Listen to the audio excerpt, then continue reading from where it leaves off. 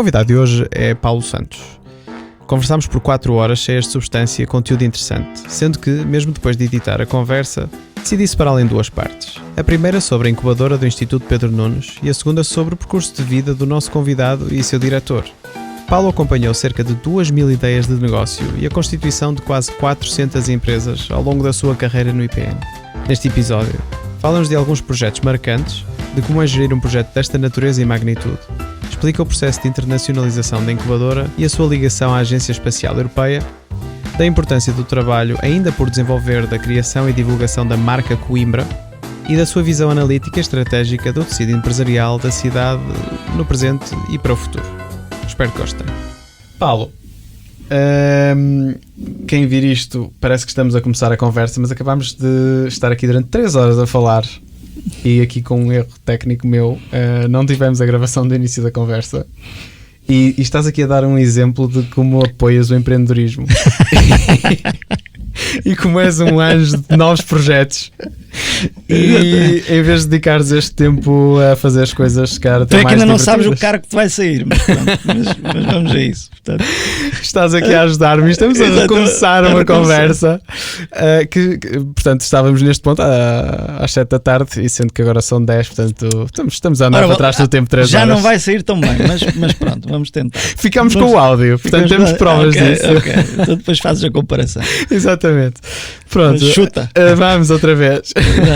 Então a primeira pergunta era, para quem não conhece, uma breve descrição, que presumo que agora será realmente bastante breve, do que é o Instituto Pedro Nunes, que é o sítio onde tu trabalhas neste momento, e já vamos chegar a qual é a tua função. Sim.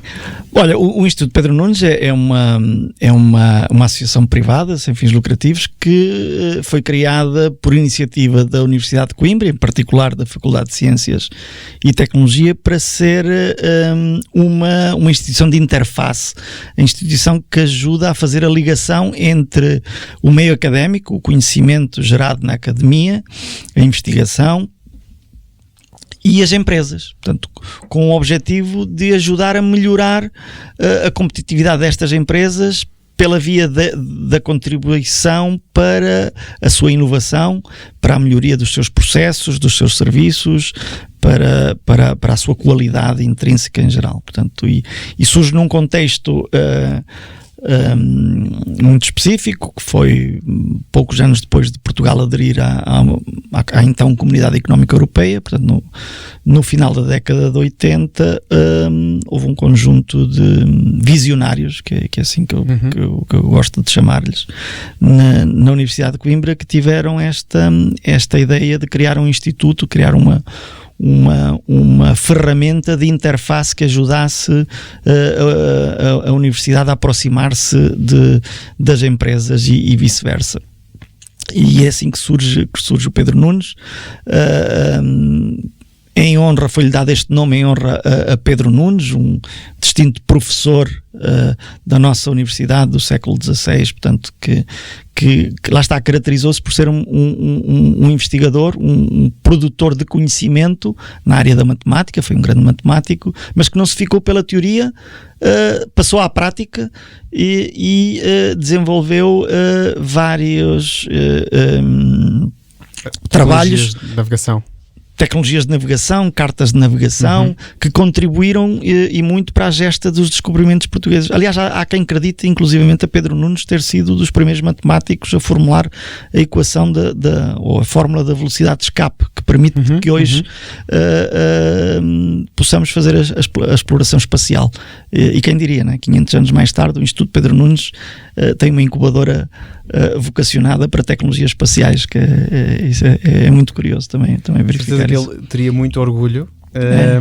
E depois também tenho que dizer uma coisa: tu, Paulo, consegues dar a mesma resposta 2 vezes e acrescentar ainda mais informação. Pois é, isto é incrível. Vou-me apercebendo se soubesse, tinha feito a mesma pergunta 4 vezes, então tinha sempre aqui nova. É como as cerejas, não é? E como os termossos, quer dizer, a gente começa a conversar, as coisas vão aparecendo. É difícil lembrar-nos de tudo assim, claro, de rajado.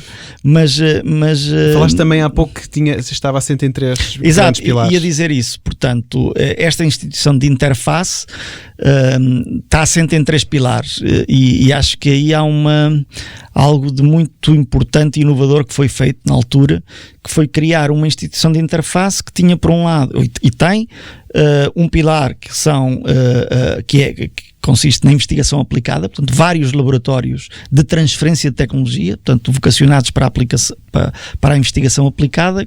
Isto quer dizer o quê? Quer dizer que são laboratórios que trabalham com e para empresas, para resolver problemas concretos de empresas ou para ajudar as empresas a inovar e a lançarem novos produtos no mercado e novos serviços. Em diferentes áreas, na informática, na robótica, automação e eletrónica. Nós depois demos os nomes IPN-LIS, Laboratório de Informática e Sistemas, IPN-LAS, Laboratório de Automática e Sistemas, IPN-LEDIMAT, Laboratório de Ensaios e Desgaste de Materiais. Este é um laboratório que trabalha na área dos materiais e da mecânica. Depois temos o Laboratório de Geotecnia. Tivemos já um laboratório de farmácia, depois foi convertido num laboratório de fitossanidade, em que apoiamos, por exemplo, tudo o que são os viveiristas, a região centro da região do país que tem mais viveiristas, portanto, e trabalhamos todas aquelas temáticas que têm a ver com a saúde das plantas, não é? É o nemato do pinheiro, a praga do kiwi, enfim, e outras que têm nomes assim esquisitos, nem me lembro. Mas são coisas que impactam de forma muito positivamente. Diretamente, portanto, estamos no terreno a ajudar o mundo real. Portanto, é claro que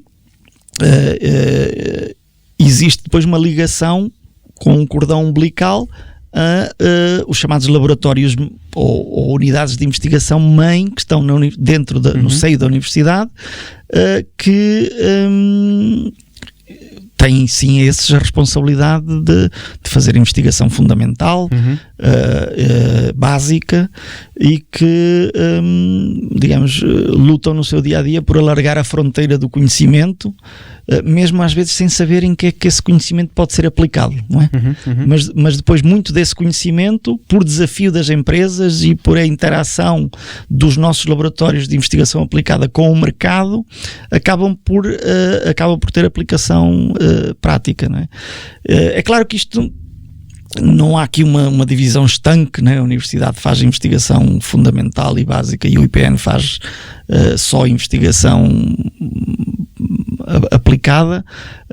O IPN também se faz algumas coisas mais fundamentais, na universidade também se faz investigação aplicada, mas genericamente é este o conceito, não é? Portanto, o IPN tem como missão transferir tecnologia gerada diretamente nos seus próprios laboratórios, com base em conhecimento que tem origem na Universidade de Coimbra, Politécnico de Coimbra também, é um parceiro muito importante neste domínio. Portanto, este é o primeiro pilar, ajudar as empresas através de processos de transferência de tecnologia e inovação resultante de investigação aplicada. Depois há o pilar da formação avançada em áreas tecnológicas e de gestão. Portanto, damos muita formação, mais formal ou menos formal,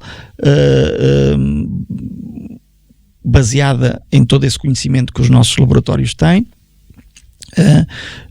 dirigida a ativos de empresas, de PMEs, também de startups, em áreas técnicas e depois em áreas ou tecnológicas, técnicas e tecnológicas, e depois também em áreas ligadas à gestão e ao empreendedorismo. Portanto, combinamos as duas componentes.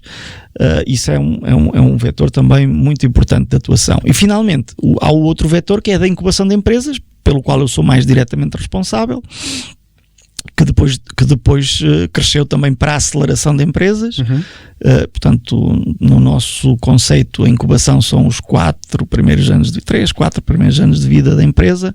Depois a aceleração é a seguir. Portanto, a aceleração é aquele momento em que nós pegamos nas empresas em que já vingaram no mercado, que já provaram que têm produto ou serviço e que têm equipa e que estão minimamente estabilizadas, ganharam os primeiros clientes e que têm ambição de acelerar, de crescer pela via da internacionalização aceleração e pela via do aumento da intensidade tecnológica e da inovação. E é nisso em que nos concentramos, portanto, na aceleração. Portanto, na incubação fazemos babysitting. Sim. Não é?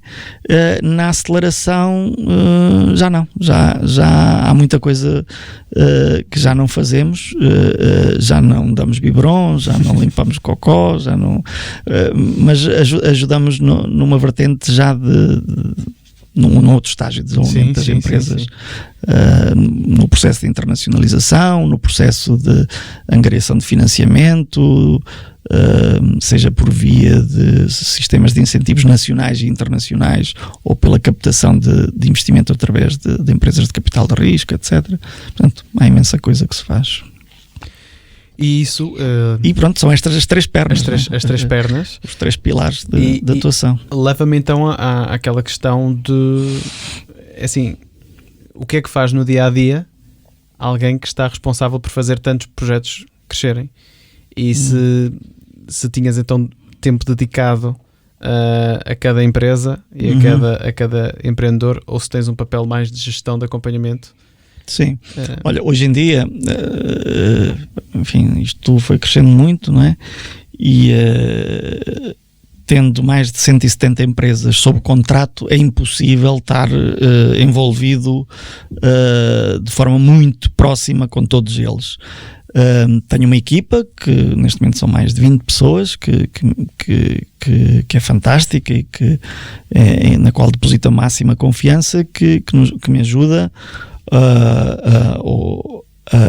digamos, a levar este empreendimento por diante e que está no dia a dia a trabalhar com os empreendedores, mas ainda assim eu gosto de o fazer também. Portanto, apesar de ter toda a responsabilidade da gestão geral, não é? Da incubadora e da aceleradora, de me preocupar com o orçamento, com as contas, com o reporting, enfim, todas essas questões de gestão mais geral, de representação também tenho um gosto imenso de estar no terreno e dedicar também o maior tempo possível a colaborar ativamente nos projetos, e dá-me um prazer imenso. Portanto, tenho o meu telefone, está cheio os contactos das pessoas, das empresas, o WhatsApp, tem imensos grupos, e é a qualquer hora, portanto, de dia, às vezes à noite, sempre a tentar viabilizar contactos, networking, oportunidades de financiamento, tentar desbloquear situações junto de entidades públicas. Portanto, isso é uma coisa que de facto nós temos muito a melhorar, não é? As nossas instituições, nós criamos muitos sistemas de incentivos, mas depois eles esses instrumentos não funcionam à velocidade do empreendedor. Pois. Ou nem à velocidade do mercado, não é? Não estão de forma, nem de perto nem de longe, a funcionar ao ritmo que deveriam, não é? E isso é algo que nos deve fazer refletir muito, porque vem aí uma bazuca, e eu costumo brincar, mas é uma brincadeira muito séria, que, enfim, se nós... quer dizer, tenho um receio muito, muito grande de que a bazuca nos exploda nas mãos, quer dizer, que a gente não seja capaz de lidar com ela. Porque a experiência nos últimos anos tem sido dramática. Quer dizer, sistemas de incentivos em que o empreendedor tem que estar à espera 8, 9 meses por uma decisão de uma candidatura. Muitas vezes, quando vem a decisão, já vem fora de tempo, já não é possível. Ainda recentemente tive uma situação de um projeto que foi aprovado 3 anos depois de ter sido candidatado. Quer dizer, o promotor apresentou a candidatura, veio indeferida, reclamou, vieram a dar-lhe razão, mas 3 anos depois onde já foi o barco, passou, a empresa felizmente fez o seu caminho e tudo, mas já não conseguiu usufruir daquilo. 3 anos depois já vem completamente fora de tempo. Ainda há 2 dias atrás estive nessa cadeira sentada uma pessoa que disse exatamente a mesma coisa, que muitas vezes, apesar de existir os incentivos, mas depois não chegam a tempo, é muita burocracia. Eles têm, eu reconheço, porque conheço muitas pessoas que trabalham nestas instituições, no IAPMEI, na ANI, na CCDR, que trabalham muitíssimo, trabalham fora de horas, mas é inumano. Quer dizer, não é possível trabalhar num sistema em que tens esses nossos compatriotas, né, que desempenham uma função vital no desenvolvimento e no apoio aos projetos que nós estamos a tentar colocar no mercado, que tenham que gerir 150, 170 projetos. Quer dizer, ninguém consegue prestar um bom serviço não havendo recursos suficientes para fazer essas análises. Exatamente, tem que haver recursos suficientes, tem que haver instrumentos robustos. Quer dizer, quantas vezes eu ouço a desculpa de que a plataforma está em baixo, ou o software ainda não foi desenvolvido, ainda não temos a ferramenta de análise. Sim. Quer dizer, isso não pode acontecer. Recursos que são importantes e que têm que ser bem aplicados são esses. Esse tipo de coisas tem que funcionar bem, porque temos uma resposta enorme por parte dos empreendedores à procura desses apoios, com ideias, com iniciativas, e com projetos, de fazer. Empreendedores mais jovens, mas também empresários e depois ficam completamente frustrados e com expectativas goradas face a esta incapacidade que temos de pôr as coisas a funcionar. Eu não sei exatamente, enfim, não estou por dentro da máquina, digamos assim, para perceber onde é que está o bottleneck. Suspeito que falta muito mais recursos. Aliás, não tenho dúvida nenhuma que faltam muito mais recursos, e esses recursos deviam ser colocados à disposição, porque senão não vamos conseguir, nem com bazuca, nem com mísseis, nem com... Pois, lá está, porque se há coisa importante é precisamente pôr quem quer fazer a fazer. Não há nada muito mais importante que isso. E a ajuda tem que chegar no tempo certo. Sim, porque se a ajuda chega fora de tempo, quer dizer... Há oportunidades que se perdem, há vontades que se perdem, há pessoas que acabam por sair e ir para outro sítio que se calhar até lhes dá melhores oportunidades lá fora, por exemplo. Exatamente. E continuamos a exportar. Cria-se um sentimento de impotência, de frustração perante a forma de funcionamento do sistema, que faz com que muitas pessoas acabem por desistir e vão para o outro lado, e perde-se muito talento dessa maneira. Ou até desistam do empreendedorismo e vão trabalhar por conta de outra, e até podem ter boas carreiras, mas lá está, se calhar passamos ao lado de uma nova Fitsai ou de uma nova Critical. Pode acontecer, não é? Pode acontecer.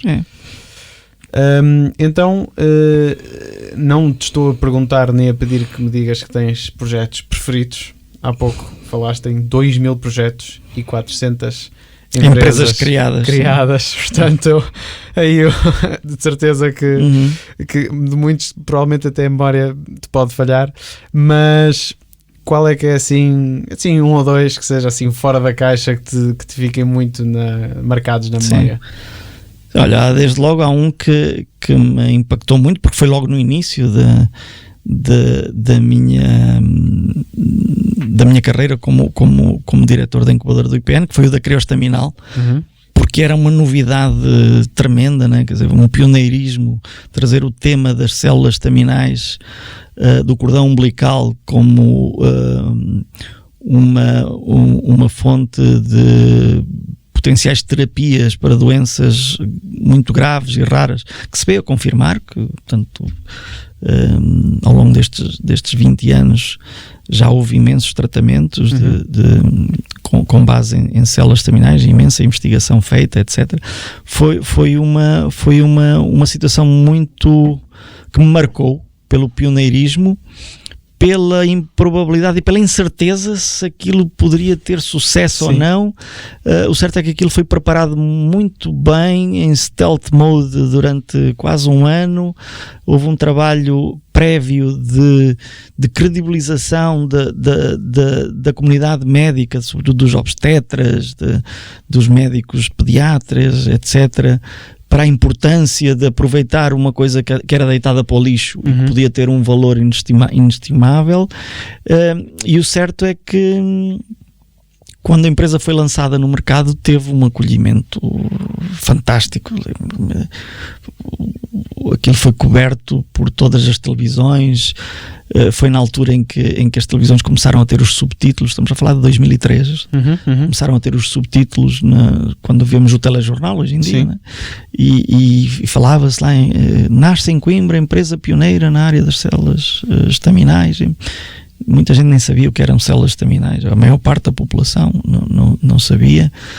Eu próprio não sabia, quer dizer, não estava familiarizado com o tema. E depois a diferença entre as células estaminais do cordão umbilical adultas e as células estaminais embrionárias que foram notícia por polémica e por questões de ética religiosas, etc. Portanto, tinha-se clonado a ovelha de Dolly, pensava-se que íamos começar a clonar humanos, etc.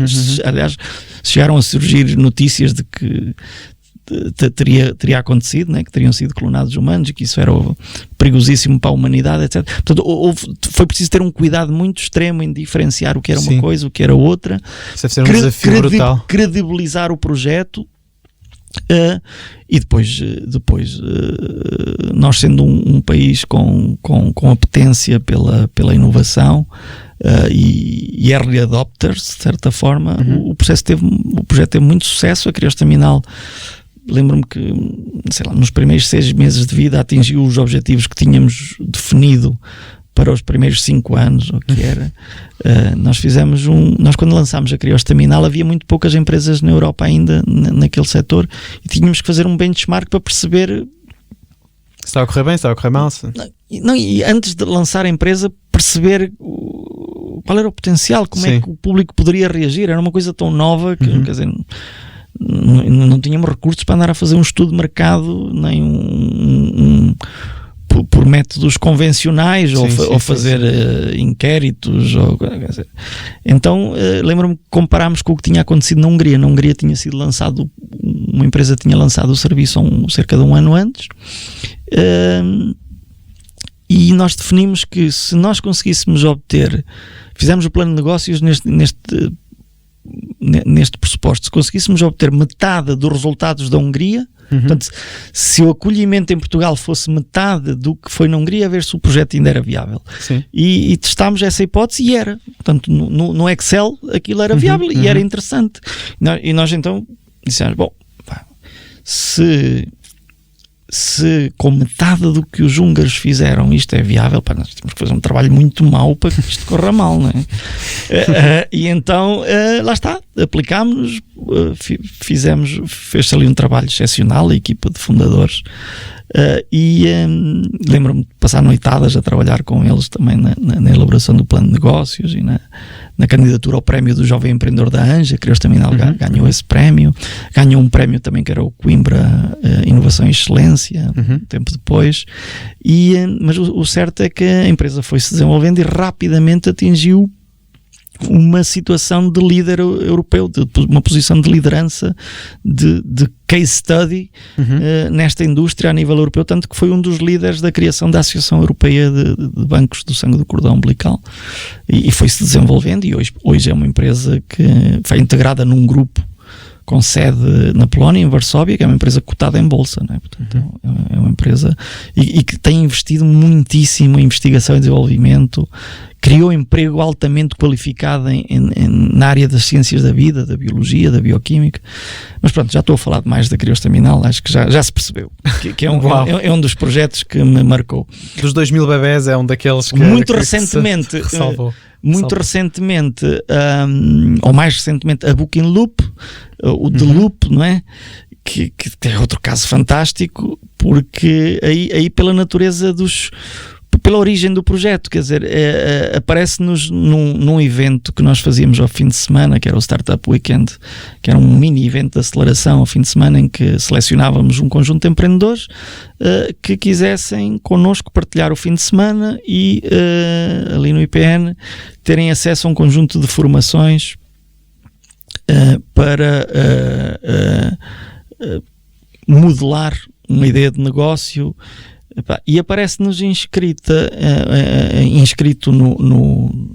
nesse evento. Eu julgo que era um Startup Weekend, se não era o 3DS era outra coisa do género. Aparece-nos uma equipa que era formada por um dos membros da equipa ainda não estava no ensino superior, o João Bernardo Parreira, e estava no 12º ano, e alguém na organização perguntou: Paulo, o que é que achas? Aceitamos? Não aceitamos? Eu disse: bom, acho que, enfim, se alguém que está no 12º ano se junta a alguém que está no primeiro ano de Direito, o Manel, o sócio, é porque tem ousadia, tem, enfim, quer dizer, quero pagar para ver, quero ver. E vem cá, deixa e tenta, e apresenta-se. Nós não temos nada no regulamento. É verdade que somos uma incubadora fundamentalmente vocacionada para projetos oriundos do ensino superior, investigadores, alunos, etc. Mas também não tenho nada no regulamento que me impeça a aceitar alguém, um projeto que tem um membro da equipa. Depois obtive assim também uma referência pessoal, disseram: não, olha que vais conhecer o rapaz, vale a pena e tal. Portanto, e ele entrou, participou no curso, apresentaram uma ideia, enfim, que muito pouca gente acreditava, confesso. Eu próprio tinha muitas dúvidas nesta questão da reutilização de manuais escolares usados e criar um modelo de negócio circular à volta disso, porque, e tinha pessoas, inclusivamente conhecedores da indústria editorial, e que me diziam: as editoras vão arrasá-las, não vão ter hipótese nenhuma. Mas o certo é que a forma como eles apresentaram aquilo, a garra com que o projeto foi defendido, lembro-me que no júri ficámos encantados, e ainda que não tivessem sido os vencedores daquele concurso de empreendedorismo, daquele mini concurso, decidimos atribuir-lhes, já não sei se foi um 3º lugar ou se foi uma menção honrosa, uma coisa assim, e atribuímos-lhe como prémio incubação física, um determinado período de incubação. Sim. Connosco, atribuímos-lhe um gestor de projeto para os acompanhar, etc. Atribuímos-lhe também um mentor, uma pessoa mais velha que já tinha tido uma empresa, ou que tinha na altura ainda uma empresa na incubadora, para os ajudar, e pronto, eles foram desenvolvendo o projeto. E a certa altura sou surpreendido com a Booking Loop nos jornais, no público e tudo. A empresa de estudantes de Coimbra desafia as grandes editoras, são chamados à Assembleia da República para apresentarem o projeto e defenderem. Colheram logo, o apoio, porque a ideia era bem vista, não é? Claro. Uma ideia de reaproveitamento, de evitar o desperdício, de tornar os manuais escolares mais acessíveis às pessoas, e enfim, conseguiram contra as grandes editoras e contra pareceres de juristas reputados que diziam que utilizar manuais escolares usados que não era bom para o ensino, que era antipedagógico, coisa parecida. O certo é que eles venceram esse desafio, criaram uma empresa de sucesso depois começaram a ter colaborações com várias autarquias também para aplicarem esse modelo em autarquias, e o projeto foi-se desenvolvendo, e depois criaram a Baby Loop, portanto, para equipamento, portanto, artigos de puericultura, portanto, a cadeirinha do nosso bebé que ficou em casa e que está lá, enfim, a apanhar pó, numa arrecadação, a ocupar espaço. Refirmo à cadeirinha da papa, à cadeirinha do carro, e imensos outros, o carrinho de bebé, etc. E dar nova vida a esses artigos, colocá-los à venda, gerando valor para as pessoas originalmente proprietárias, e depois também para quem as quer adquirir, para adquirir muitas vezes em estado praticamente novo. Pois, são coisas usadas durante muito pouco tempo. Sim. Lá está, e sempre com esta consciência ecológica, não é? De que ao reutilizar estamos a evitar gastar mais recursos. E tudo isto teve uma aceitação tremenda. Eles trabalharam imenso. Eu lembro-me que eu todos os dias às 8 da manhã recebo uma notificação do segurança do IPN a dizer o que é que aconteceu durante a noite. Sim. segurança toda a noite, né? E invariavelmente estavam os rapazes da Booking Loop, estavam lá às 2 da manhã, 3, né? Trabalharam imenso e tenho uma grande satisfação e alegria de ver o sucesso que eles tiveram. Hoje em dia empregam cerca de 80 pessoas, criaram já várias empresas, têm um volume de faturação já muito assinalável e estão constantemente com novos projetos, com novas ideias. O João Bernardo é um dos mais presentes no meu chats do WhatsApp, exatamente, sempre com ideias e a discutir e a pedir, e Paulo, ajuda-me nisto, e olha, ajuda-me a contactar este e aquele, porque temos que fazer isto e tenho agora este novo projeto e tal. Portanto, é um rapaz com 23 anos, quer dizer, nem sequer acabou o curso e já...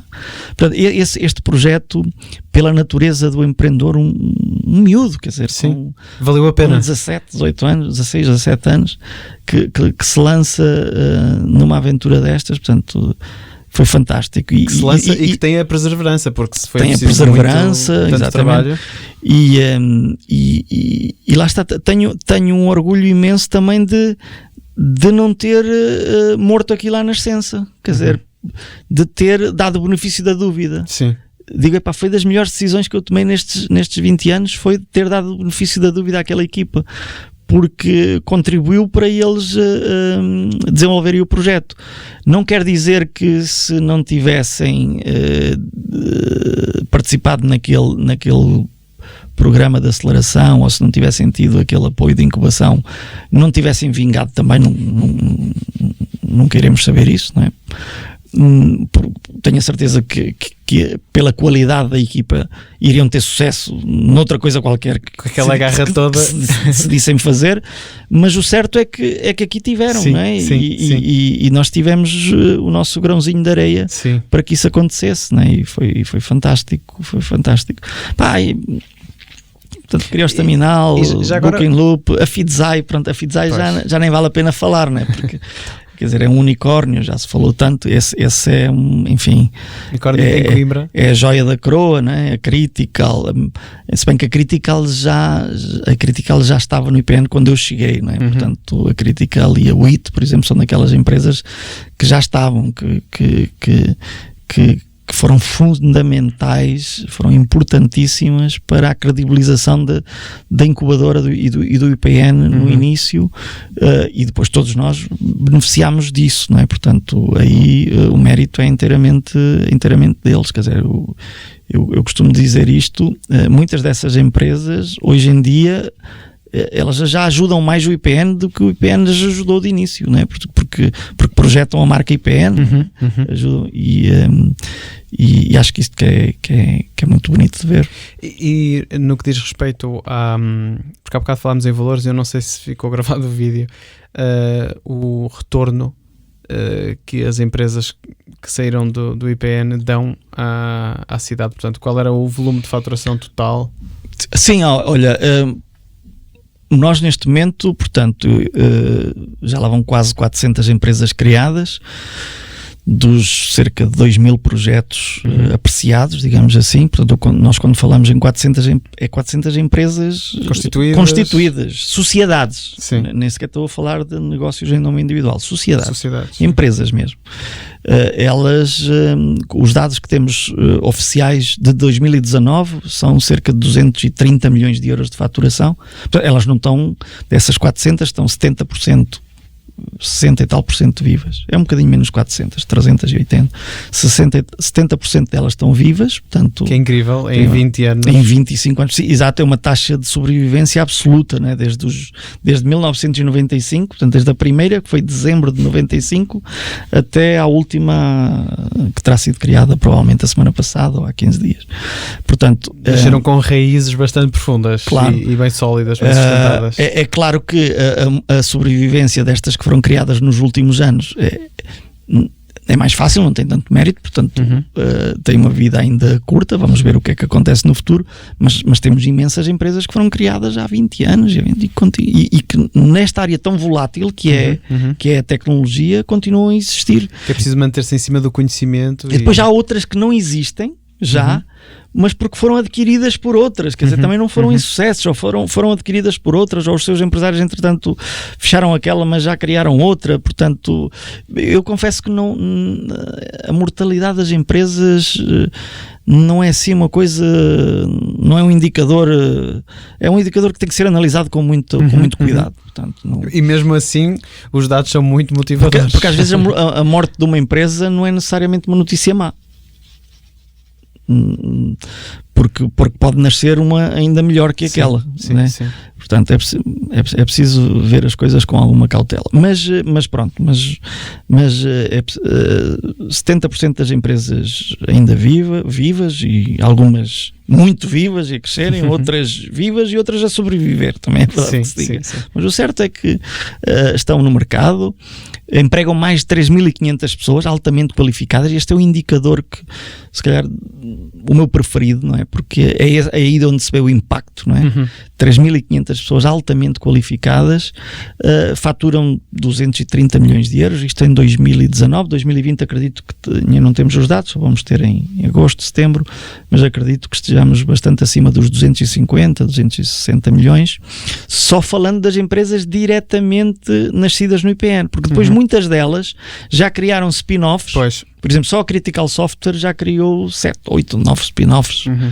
Portanto, eu só estamos a contar a Critical Software, não estou a contar a Critical Materials e a TechWorks e outras empresas que entretanto surgiram a partir daí, porque então aí o efeito multiplicador é ainda maior, mas é mais difícil de contabilizar. Portanto, estou a falar sempre em números diretos, não é? de empresas que nasceram no IPN. E depois há um dado que eu julgo que ainda não te falei, que é a questão do multiplicador de emprego de base local. Este índice, o multiplicador de emprego de base local, ou este indicador, foi construído nos Estados Unidos há muitos anos para tentar avaliar o impacto que nos ecossistemas de inovação, de incubação de empresas, nomeadamente, o impacto na criação de emprego a nível local indireto. Portanto, não só o emprego direto nas empresas incubadas, neste caso concreto, mas também o emprego que é gerado depois na economia local, nomeadamente nos transportes, nos táxis, hoje em dia no Uber, né? ou no cinema, nos restaurantes, hotéis e tudo. E esse estudo feito nos Estados Unidos, já há bastantes anos, apontava para um multiplicador de emprego de base local de 1.8. Quase 2. Na Europa, esse estudo também foi feito e chegaram pela EBN. Este estudo foi feito pela NBAA, a National Business Incubation Association, que é a maior associação de incubadoras de empresas no mundo. São cerca de 1.500 incubadoras. Portanto, na Europa a EBN fez um estudo semelhante e chegou a um indicador de 3.5 também, quer dizer, a metodologia será diferente, enfim, mas eu não sei onde é que está a razão, se está no 1.8 ou se está no 3.5, mas imaginemos que está no meio, nos 2.5. Isto quer dizer que por cada um daqueles 3.500 empregos criados de forma direta, terão sido criados 2.5 de forma indireta. Ora, 2.5 de 3,5 vezes 3,5 dá qualquer coisa como 8, 9 mil empregos indiretos. A somar aos 3.500, estamos a falar de um efeito global de criação de 10, 12 mil empregos, o que é uma coisa absolutamente fantástica. É astronómico. Numa cidade como Coimbra, que tem 140 mil habitantes e em que muitos desses habitantes são estudantes, uma grande proporção é estudante, temos mais de 35, quase 40 mil alunos no ensino superior, não é? Depois temos mais 20 e tal mil alunos no ensino secundário. Isso não é população ativa, não é? Depois temos ainda muito reformados, temos uma população relativamente... A população ativa é muito curta. Então, a proporção deste emprego qualificado, direto e indireto, qualificado, e depois o indireto é um bocadinho menos qualificado, não é? Mas a proporção disso na população ativa na cidade é enorme, não é? E por isso nota-se o impacto. Eu não estou a dizer que todos esses 12 mil 3.500 postos de trabalho, nem os 10 ou 12 mil foram criados todos em Coimbra, porque não foram. Porque empresas como a Critical, a Criostaminal, a WIT, neste momento tem outros polos, sim.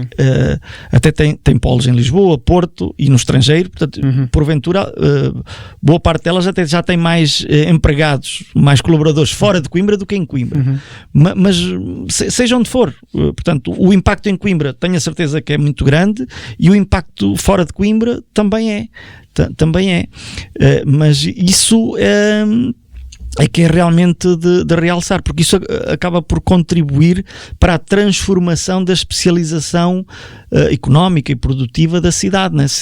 Partindo de uma cidade que na década de 60, 70 inícios dos 80 tínhamos uma cintura industrial com empresas de cerâmica que empregavam 2.000 pessoas, não é? Ceres, Estaco ou a Triunfo na área alimentar, tudo isso desapareceu, não é? Depois da adesão à União Europeia com a competição internacional, portanto, sendo setores mais tradicionais, ficaram logo menos sofisticados, ficaram muito expostos à concorrência internacional e acabaram por desaparecer. Mas então nós fomos regenerando pouco a pouco ao longo destes mais de 20 anos e temos hoje um tecido produtivo baseado no conhecimento e na inovação que já é bastante relevante, quer dizer, para a dimensão da cidade que temos, acho que é muito, muito relevante, não é? Não há muitas cidades da dimensão de Coimbra, aliás,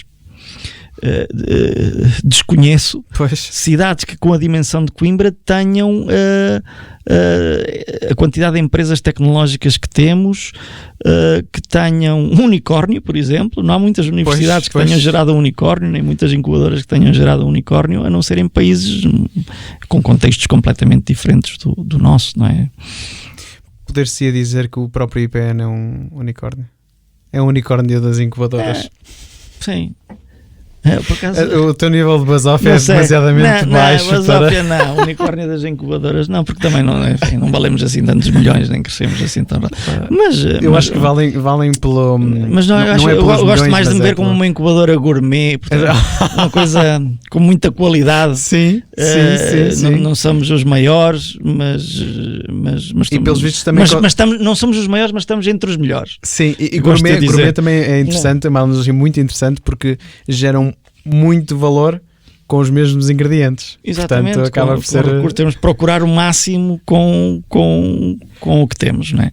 E gosto de ver isso assim. Mas curiosamente agora fizeste-me lembrar de um episódio ali por volta de 2009, 2010, não sei. Olha, foi na altura em que o Mourinho treinava o Real Madrid.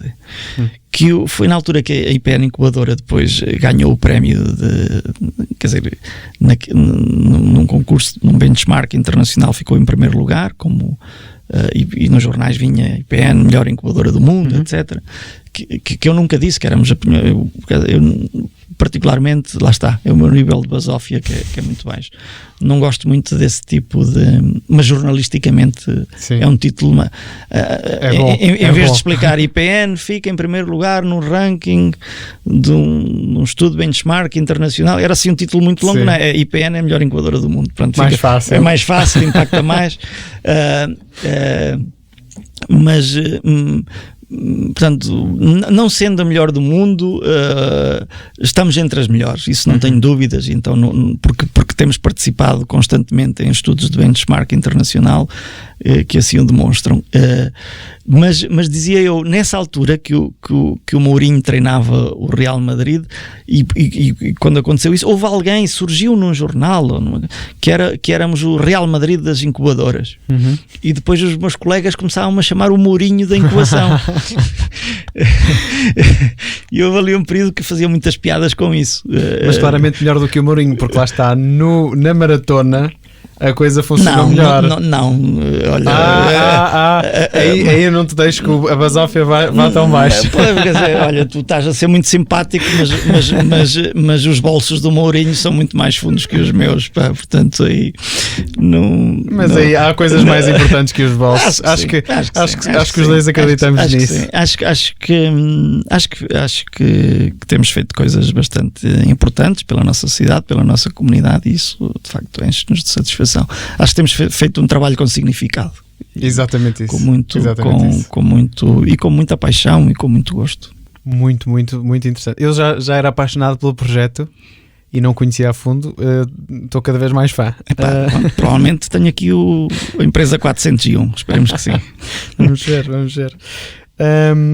Depois então ia falar da Agência Espacial Europeia e da vossa ligação. Como é que é isso? Queria saber mais. Olha, isso foi mais uma daquelas aventuras muito engraçadas. Foi uma situação que começou por me impor algum receio e respeito, porque isto acontece ali por volta de 2015. Nós fomos abordados pela FCT, pela Fundação para a Ciência e Tecnologia, através do Gabinete para o Espaço que eles tinham, no sentido de avaliar a nossa disponibilidade para gerir um programa para a ESA de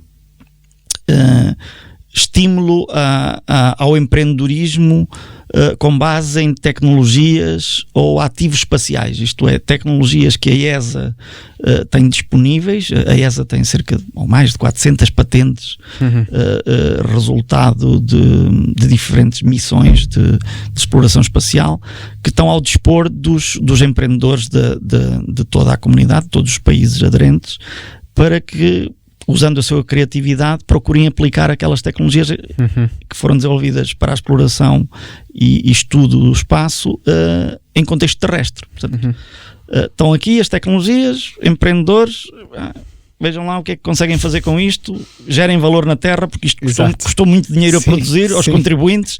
Portanto, é aquela lógica do give back, né, que a NASA também tem. Sim. Bom,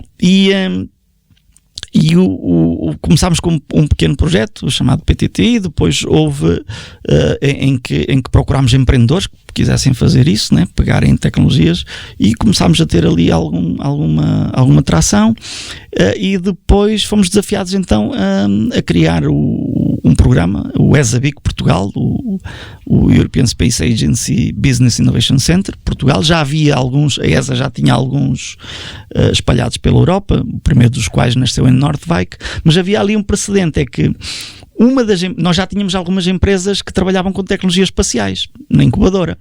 A primeira de todas foi a Critical Software, né? Mas depois veio a Active Space Technologies, que é outro projeto que me deu imenso gozo de início. E por isso mesmo, e por Active Space Technologies ser uma das primeiras empresas que, ao mesmo tempo que nasceu em Coimbra, na incubadora do IPN, nasceu também na incubadora da ESA em Noordwijk, ali que é na sede da ESA perto, a 20 km de Amsterdão. Havia já esta ligação, e de alguma forma o IPN entrou no radar da ESA e da FCT e foi considerado que seria a instituição certa para acolher este programa em Portugal, que era assim um bocado, enfim, fora da caixa, porque, enfim, não há tradição de economia do espaço em Portugal, muito menos em Coimbra, ou não havia. Mas o certo é que aceitámos o desafio, conversámos com as pessoas da FCT. Lembro-me de ter ido com o meu colega, com o Dr. Carlos Cerqueira, que é quem coordena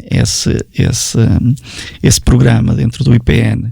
Fomos à Holanda, a Noordwijk, falar com as pessoas da ESA, e explicaram-nos que a ambição era, em 5 anos, criar 10 empresas, 10 ou 12 empresas por ano baseadas em tecnologias espaciais. Quando me estavam a dizer isto, eu olhava para o Carlos e olhava e dizia, 12 empresas por ano? Mas nós em 15 anos, na altura, 15, 20 anos, temos 2 ou 3, agora vamos fazer 12 por ano. Não estava a ver bem como é que isto fazia. Isso é que é um scale-up. E então, queriam fazer um contrato por 5 anos para fazer isto. E então eu aproveitei depois reuniões, já havia algumas incubadoras ali presentes, aproveitámos e lembro-me perfeitamente de ter conversado com os belgas e perguntei-lhes, eles já estavam há 2, 3 anos no programa, como é que está a resultar convosco, quantas empresas é que vocês estão a criar?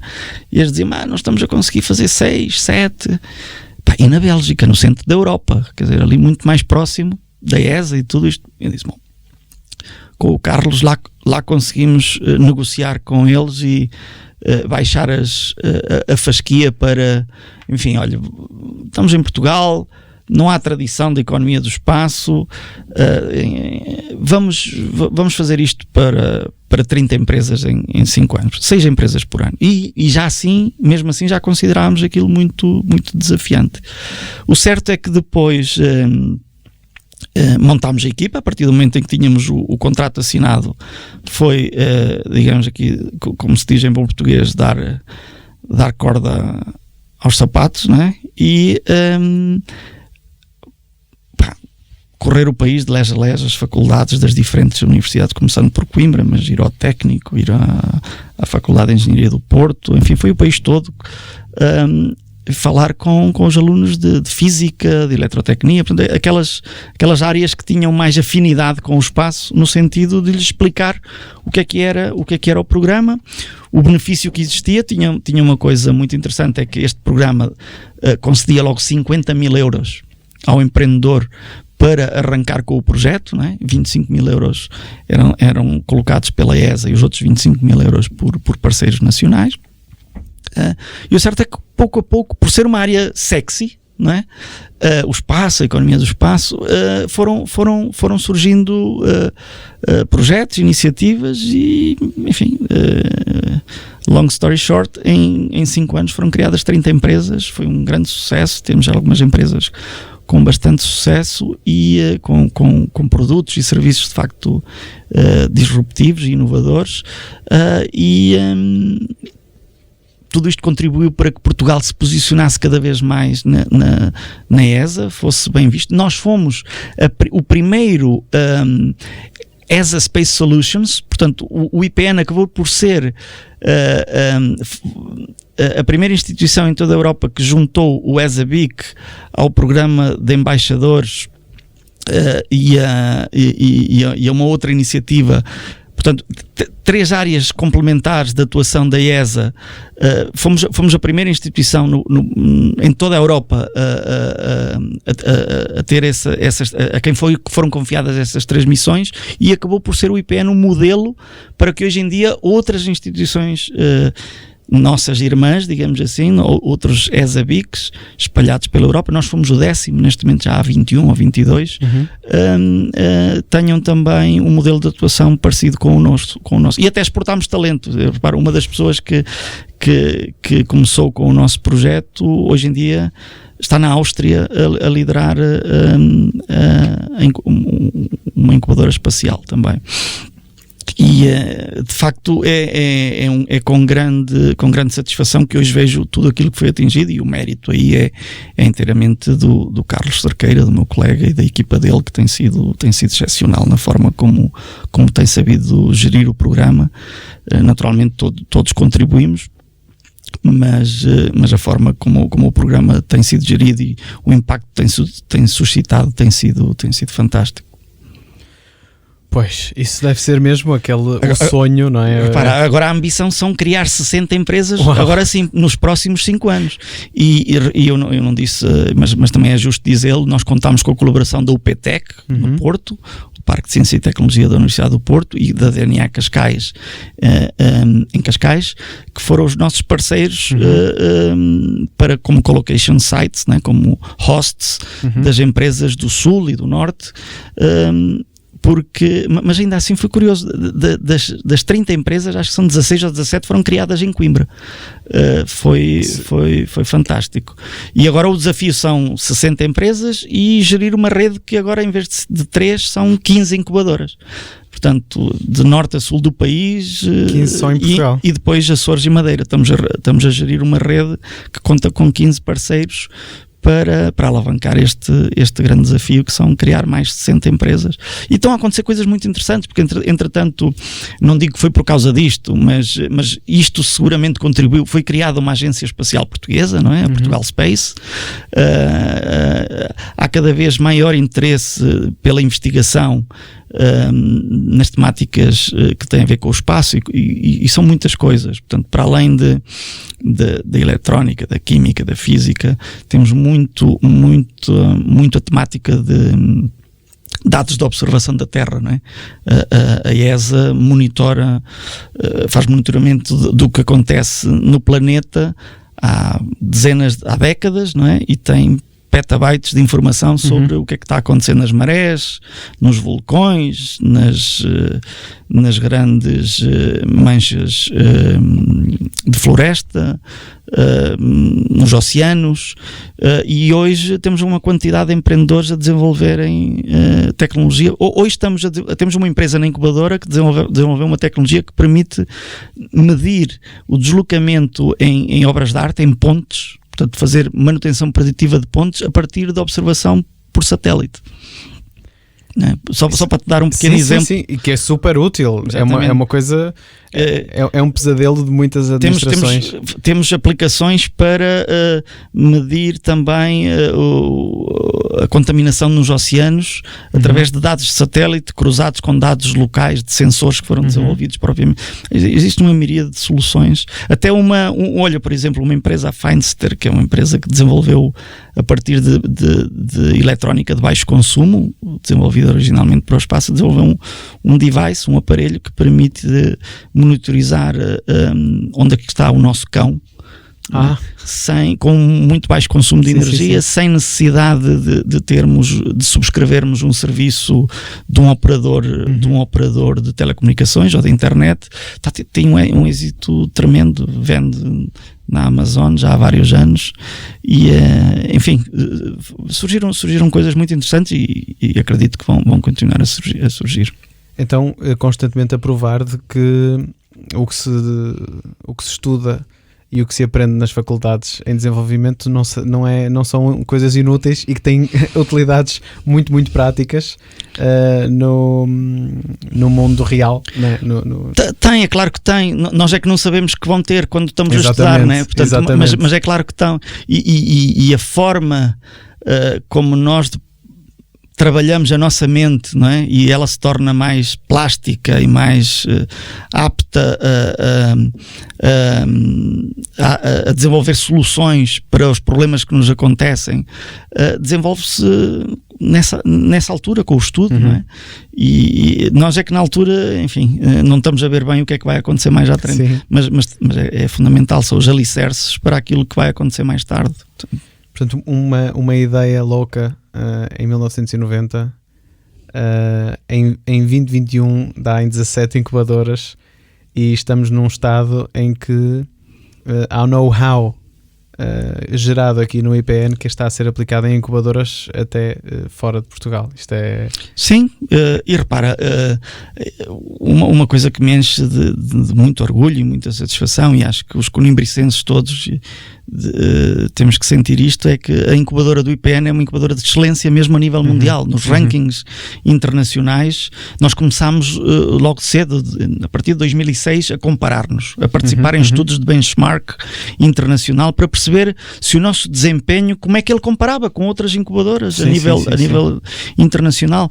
Lembro-me que no primeiro ano ficámos em 7º lugar naquele ranking, depois tivemos um 5º lugar. Sim, era um ranking, também não incluía todas as incubadoras do mundo, eram 50 e tal incubadoras, que era assim, mas ficámos logo em 7º lugar, depois 5º, depois no 3º ano um 2º lugar e no 4º ou no 5º ano 1º lugar, ano 2010.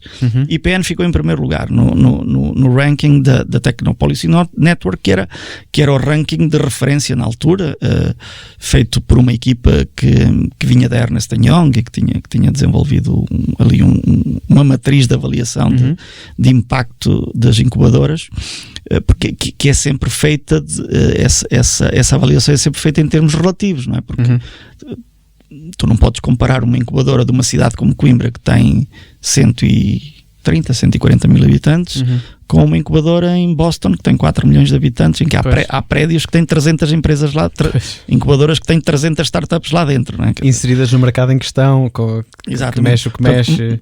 Portanto, as análises têm que ser feitas sempre em termos relativos e do impacto local, porque as incubadoras são infraestruturas que foram pensadas e desenhadas para ter impacto em primeiro lugar local. São ferramentas de desenvolvimento local.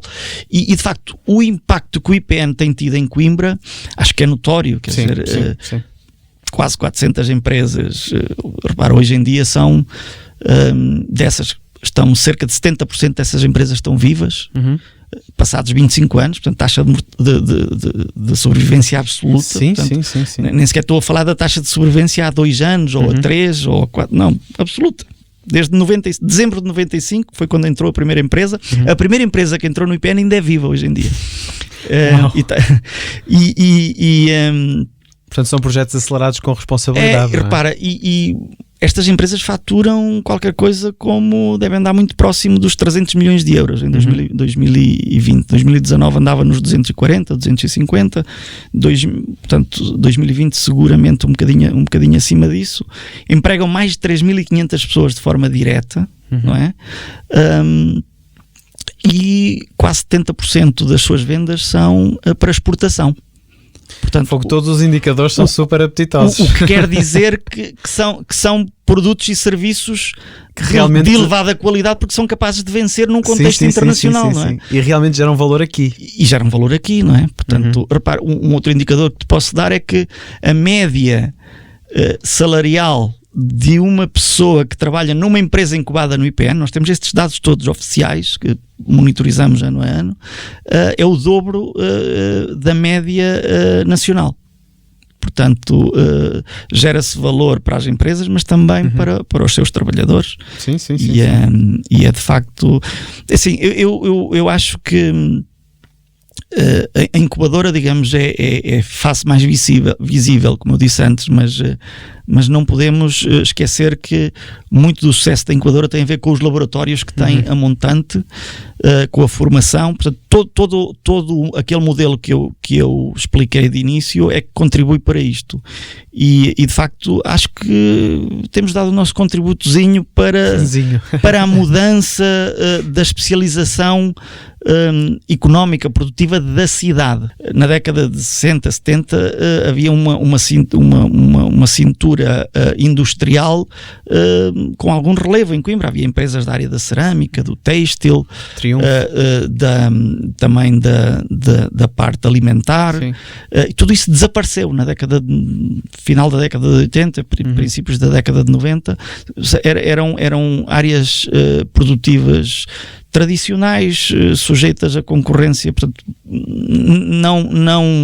não fortemente diferenciadoras, portanto, e acabaram por desaparecer. Mas conseguimos regenerar o tecido produtivo e hoje Coimbra é uma cidade de startups. Temos muitas empresas, para a dimensão da cidade, temos muitas empresas startup por habitante, digamos assim. Sim. E isto, estamos tudo a falar de questões diretas, mas depois também há aquela questão indireta que é pelo exemplo. Ou seja, poderão até existir empresas que, não indo através de vocês, também olham, veem os casos de sucesso e são claro que sim, quer dizer, eu acho que não, de forma alguma se esgota no IPN e nas empresas que nasceram no IPN, nasceram muitas outras também fora do IPN, mas de facto o exemplo dos pioneiros, não é?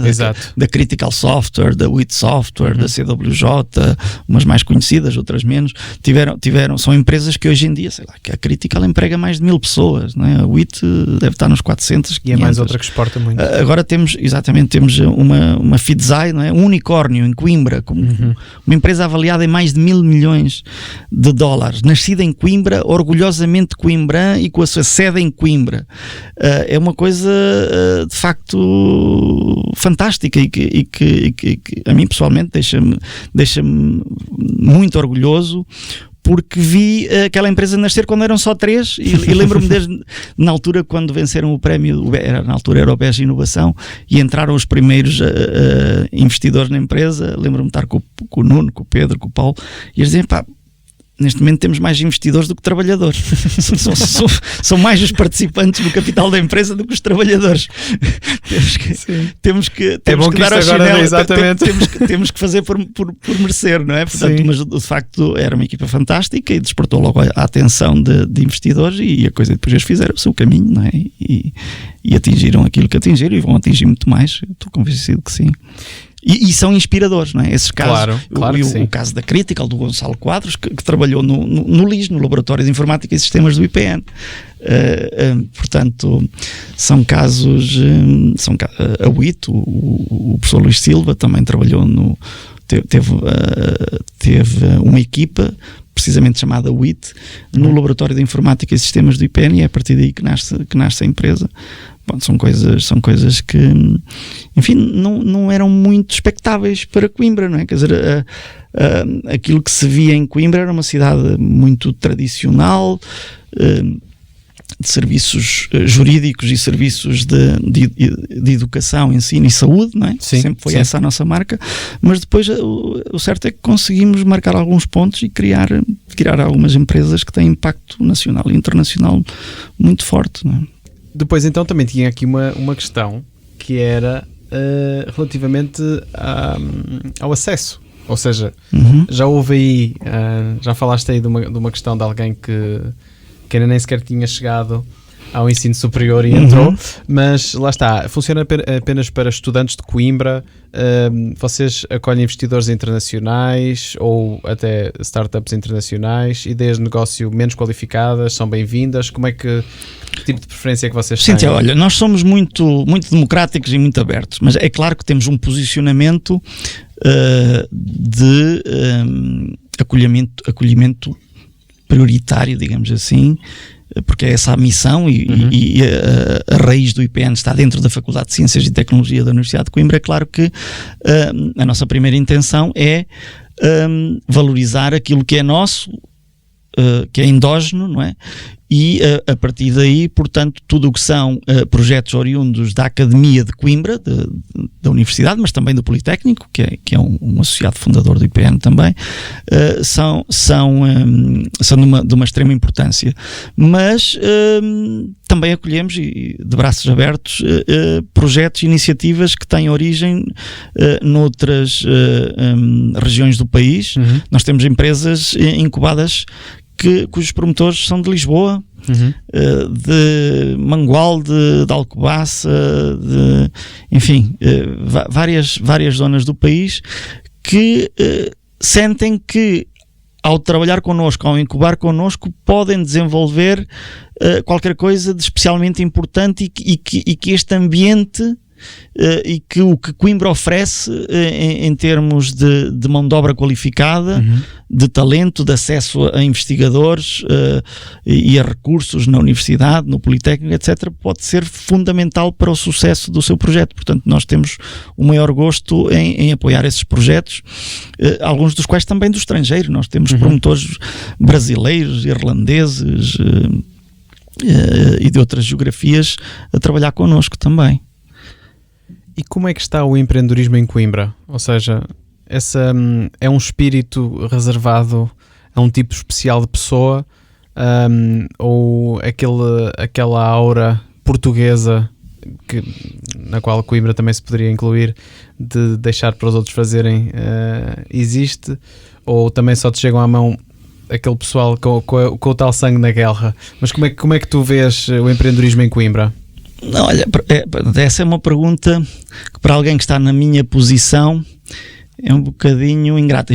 Ingrata no sentido em que eu estou numa posição privilegiada, né? Eu recebo 70, 80 candidaturas por ano e quer dizer, naturalmente umas melhores do que outras, mas sinto fervilhar, sinto vontade, ideias, né? sinto muita gente talentosa à procura de fazer coisas. Portanto, se cingir a minha análise a este meu micro-universo, eu diria que está de boa saúde.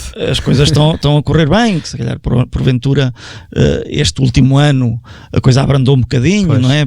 É natural, mas admito que em termos gerais, se nos posicionarmos também um bocadinho fora do que é o empreendedorismo tecnológico e este empreendedorismo ligado à academia, que o nosso desempenho não seja tão interessante como outras cidades, não é? que têm maior tradição empresarial. E estamos aqui perto, Aveiro, Leiria, são cidades, Braga no norte, enfim, são cidades que historicamente, ou pelo menos é-lhes reconhecido uma veia empreendedora, industrial particularmente, que nós não temos em Coimbra, não é? Nós temos outro tipo de empreendedorismo. Este empreendedorismo baseado no conhecimento acho que é uma marca muito nossa, muito porque porque a Universidade e o Politécnico têm uma influência determinante no que é a cidade em si, não é? Digamos, é ali que está o viveiro e a massa crítica de matéria-prima para empreendedores. Não tendo muita indústria na cidade, aqueles fenómenos de spin-off industrial não acontecem muito cá, não é? Se descermos um bocadinho até a Leiria, nós vemos que constantemente estão a surgir empresas criadas por funcionários de outras empresas, não é? Os spin-offs industriais acontecem muito em Aveiro, Braga, no norte em geral. Isso acontece muito. Aqui isso não acontece tanto porque não temos essa densidade industrial que existe noutras regiões. Mas o que eu costumo dizer é, não fico particularmente desmoralizado por causa disso, porque essas regiões, no caso particular, estão aqui muito próximas, que a Leiria está a 40 minutos de caminho, a Aveiro está a 40 para norte, portanto estamos muito próximos e estamos na mesma região. Acho que nos complementamos bastante bem. E aqui uma questão mais ligada à parte de Coimbra como cidade. Falou-se há pouco de que parece não ser muito amiga da indústria, ou pelo menos pode não haver essa cultura, mas a minha questão é se Coimbra é uma cidade amiga do empreendedor ou se o IPN tem sucesso apesar de Coimbra. Não, olha, eu acho que o IPN nasce em Coimbra, não é? Nasce da Universidade de Coimbra, portanto, não nasce apesar de Coimbra, nasce como parte de Coimbra. Como parte de Coimbra, quer dizer, a cidade tem feito um esforço. É verdade que eu acho que se calhar devíamos ter um branding diferente, não é? Eu acho que porventura aquilo que nos falta mais é isso, é branding, para vender a marca. A marca Coimbra tem que ter outro, temos que investir mais na marca Coimbra. E ainda por cima temos bons exemplos em Portugal. Porque temos muita matéria, muitos fundamentals para o fazer. Quer dizer, podíamos de facto... Há muitas outras marcas, eventualmente mais trabalhadas, com muito menos fundamentals. Com muito menos fundamentals. Nós temos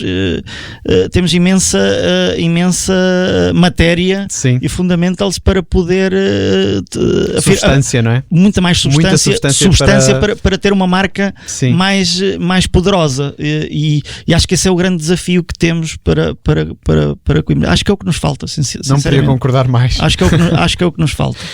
Porque por acaso a pergunta seguinte era oportunidades de melhoria, e lá está a questão da venda da marca Coimbra, e não só como turismo, e não só como inovação tecnológica, e não só como qualidade de vida, e não só como variedade daquilo que nós temos de oferta natural, de paisagens, de sítios para visitar.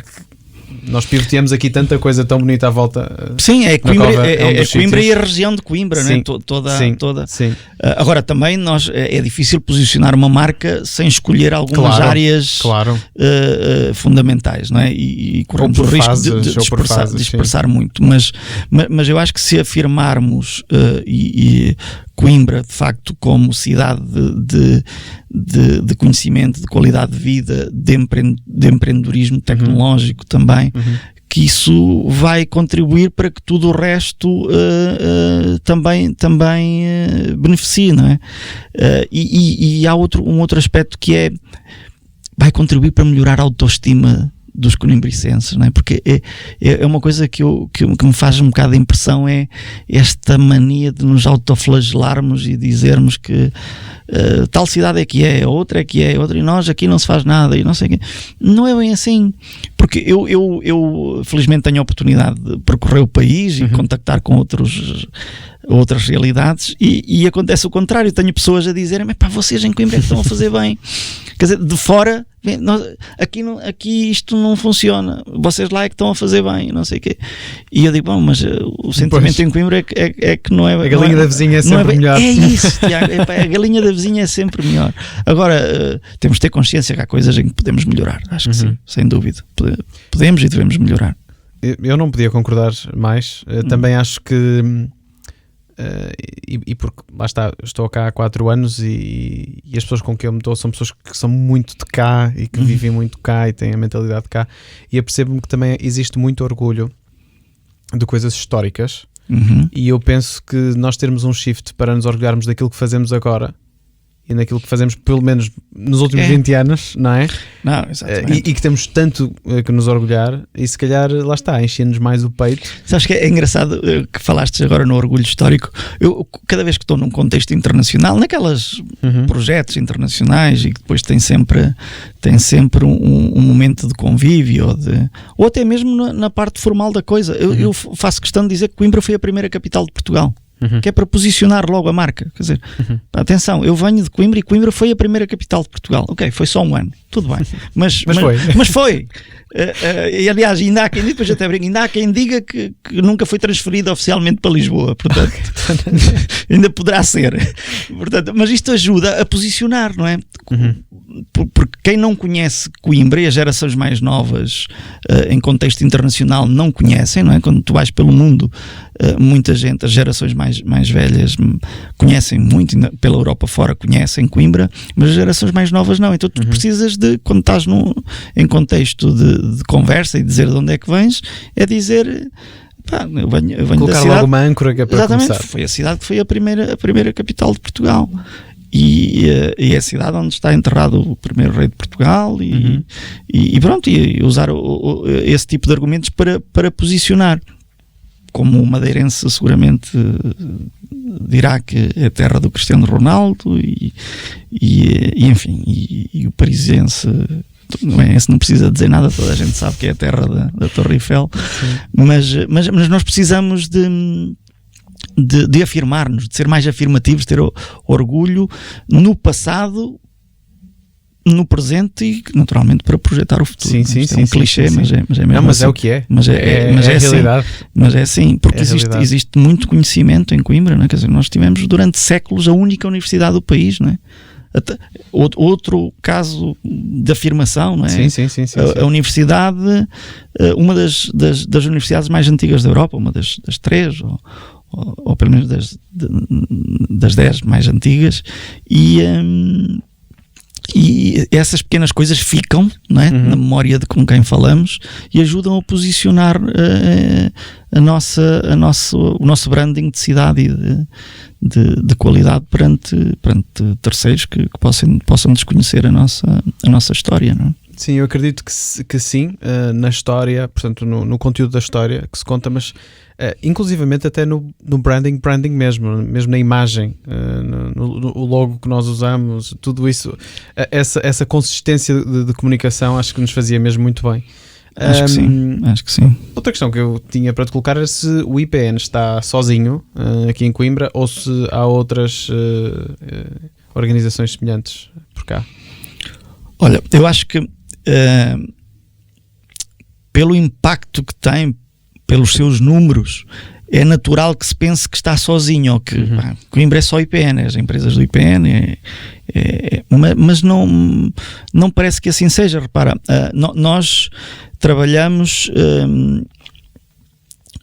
um bocadinho já jusante do que é o estímulo puro do empreendedorismo, mas, por exemplo, a universidade trabalha muito o estímulo do empreendedorismo, não é? Existem hoje quase todos os cursos têm uma cadeira de estímulo ao empreendedorismo. O Politécnico faz o mesmo. Tem o concurso, o Poliempreende, regional, nacional.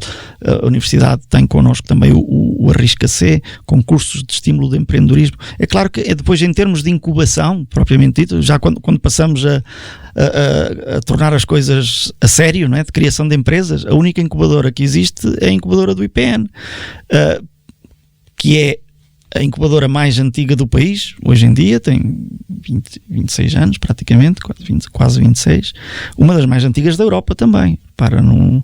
E é claro que sobressaia muito e se fica com essa ideia de que o empreendedorismo em Coimbra é só o IPN, mas não é só o IPN. O IPN é a fase visível. Portanto, eu acho que há um trabalho depois que vem das bases, né, da Universidade, do Politécnico, e a própria autarquia também tem procurado desenvolver atividades nesse sentido, algumas das quais em cooperação connosco. Portanto, agora, somos uma cidade relativamente pequena, quer dizer, se me perguntas, haveria espaço para outra incubadora, para outras incubadoras? Talvez dificilmente, porque repara, temos uma universidade, temos um politécnico, essa universidade e esse politécnico são membros fundadores do Instituto Pedro Nunes e da sua incubadora e estão naturalmente empenhados em que esta incubadora tenha sucesso. O Politécnico criou também uma academia de empreendedorismo, o Inopol, e convidou o IPN para o ajudar a gerir e a dinamizar essa academia. Portanto, enfim, não sobrará muito espaço para que surjam outros atores, mas se surgirem, bem-vindos sejam, não é? Agora, não tendo mais universidades, mais politécnicos, portanto, pelo menos neste domínio, não será muito fácil que aconteça. Mas, por exemplo, dou-te o caso Leiria, por exemplo, tinha até há pouco tempo, tinha 2 incubadoras, 2 iniciativas, a Startup Leiria e a incubadora de Ondinis. Acabaram por chegar à conclusão que o melhor era juntarem-se. Não é? E hoje usam só a marca Startup Leiria, fundiram-se, partilham recursos, otimizam, portanto, ganham escala. Braga só tem a Startup Braga. Lisboa não, Lisboa tem várias incubadoras porque é uma cidade, quer dizer, a área metropolitana de Lisboa tem que 8 vezes, 10 vezes a população de Coimbra. Pois. Mais, se calhar mais. Nós somos 130, 140 mil habitantes, a área metropolitana de Lisboa deve ter 2 milhões e meio, é natural. Há várias universidades, é natural que existam várias incubadoras e que existam várias iniciativas, e a própria Câmara tem feito um trabalho excepcional de branding, lá está, de posicionar, posicionar Lisboa como uma cidade de startups a nível internacional mesmo, não é? Portanto, o investimento feito na Web Summit é isso mesmo. Pois. É um exemplo disso mesmo. Um exemplo, sim, há vários. Há várias outras Pensa coisas. então que poderíamos ter aqui esforços maiores em Coimbra, nesse sentido? Podemos sempre investir mais e podemos melhorar o nosso branding para ser ainda mais reconhecidos, não é? Eu acho que já existe reconhecimento, e o IPN, por exemplo, é muito reconhecido no contexto europeu. Nós, no âmbito da EBN, da European Business Network, somos considerados um dos BICs mais ativos, um dos Business Innovation Centers, e estamos a falar de 150 na Europa. Somos considerados um dos mais ativos. No da ESA também. Nós, apesar de pequeninos, quando nos metemos em alguma coisa... É para fazer. É para fazer e os frutos têm surgido. Portanto, acho que enfim, temos feito aquilo que nos tem sido possível e com algum sucesso para dignificar o nome e para pôr bem alto o nome de Coimbra e de Portugal. Diz tantas vezes o pequeno contributo e o algum sucesso, que acho que tem que ser eu a dizer que o sucesso é gigante. Lá está, olha, se calhar é tal a falta de modéstia e a falta de afirmação, se calhar estou um bocado contagiado com isso, mas não, é uma forma de ser, de estar. Digamos que sou anti-basófia. Ok. Façam as leituras que quiserem. Exatamente. O IPN foi propulsor e empurrou, aqui no sentido mais positivo da palavra, muitos projetos para o estrangeiro. Que passos é que são tomados para essa internacionalização e qual é o segredo para conseguir? Se é que podes revelar aí a receita? Não, acho que não. Quer dizer, não sei se é segredo. Acho que não é segredo. O que temos que fazer é querer. Primeiro é querer, não é? E depois é tomar as medidas para que esse querer se converta em... Depois é fazer para que o querer se converta em poder, não é? Mas foi sempre um grande desígnio nosso. Eu lembro-me, estou no IPN desde 2001 e lembro-me que na altura aqueles números que eu falei há bocado, de internacionalização, de taxas de exportação das nossas empresas, não tinha nada a ver com o que tem a ver hoje, não é? Mas sempre esteve no pensamento estratégico da direção do IPN, da professora Teresa Mendes, que é outro dos grandes fatores de sucesso. Nós temos tido uma liderança excepcional ao longo destes anos todos e uma estabilidade governativa que é muito incomum, não é? Temos a mesma pessoa na presidência da direção ao longo de cerca de 20 anos, praticamente. É bastante incomum. E ainda para mais com a qualidade que tem. Mas dizia eu, foi sempre um desígnio da direção do Instituto e dos seus técnicos que ocupam os lugares de maior responsabilidade, né? Portanto, os diretores, quer de laboratórios, quer da incubadora, no meu caso, e na formação, de nos internacionalizarmos. Nós sentíamos necessidade de nos compararmos com os melhores e tentarmos fazer como os melhores. E por isso é que nós, muito cedo, começámos a participar em benchmarks internacionais de incubadoras, participámos em programas de incubação internacional. Lembro-me de uma iniciativa que nasceu em 2004, que se chamava Incubator Forum, uma rede de 150 incubadoras de base académica em toda a Europa, onde estavam Cambridge, Oxford, Roma, Milão, por exemplo, existe uma incubadora em Lazio, em Roma, que é muito forte. O Politécnico de Milão é muito forte, o Politécnico de Turim é muito forte. No Norte de Itália, existem incubadoras fortíssimas. Estocolmo, Tampere na Finlândia, sei lá, Oxford, já falei Oxford e Cambridge. Oxford e Cambridge. Portanto, Madrid, Barcelona, com a Barcelona ativa é fortíssima, Valência, etc. Portanto, Dublin na Irlanda, Galway na Irlanda, muito forte, e tem aqui algum paralelismo com Coimbra por causa da questão dos medical devices e da economia da saúde. Portanto, nós participámos dessa rede, aprendemos muitíssimo, fizemos formação intensíssima em gestão de incubadoras. Eu fiz esse curso, tive mais uma pessoa na minha equipa logo no início a fazer esse curso, que é o curso de gestão de incubação de base tecnológica, compreendendo o que é o ambiente externo da incubadora, a gestão dos chamados stakeholders, não é? Depois compreender o ambiente da incubadora, da gestão da incubadora, e depois da incubada, não é?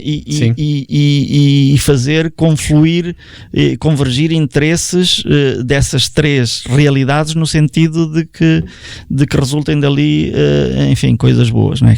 Emprego e qualidade de vida para os cidadãos, não é?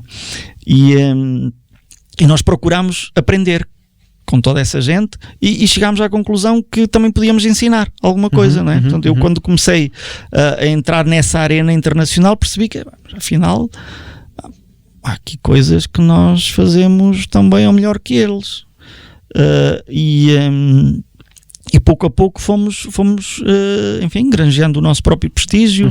Essa participação nos rankings deu-nos algum reconhecimento também, ou muito reconhecimento, se quiseres, não é?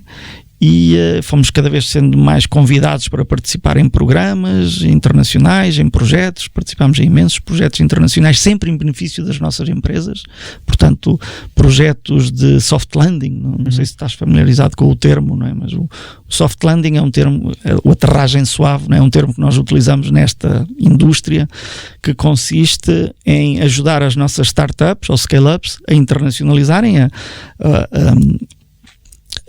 operarem noutro país com o apoio do IPN local, digamos assim, de uma contraparte local. Portanto, em vez de aterrarem num país e terem que ir à procura de um gabinete de advogados, o contabilista, e portanto ter que andar à descoberta disso tudo, poderem chegar a uma incubadora onde tem um pacote de serviços semelhante àquele que nós temos, e que eles já usufruíram na cidade de origem, e que os pode ajudar com custos controlados e num ambiente de certa forma protegido, a conhecerem o ambiente local, lá está, a encontrarem um contabilista bom de confiança e a preços justos, um jurista, um advogado também em condições semelhantes, a ter as primeiras introduções, as primeiras apresentações a possíveis clientes, possíveis parceiros para desenvolver,